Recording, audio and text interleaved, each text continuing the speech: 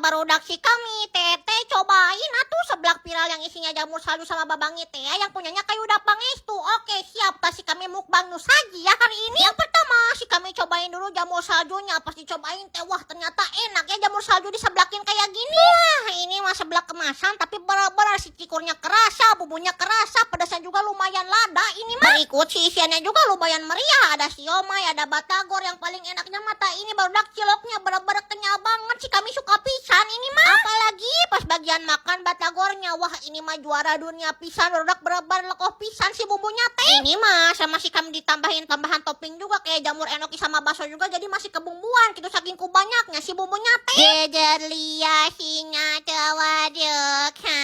Iya teh maningeun pisan.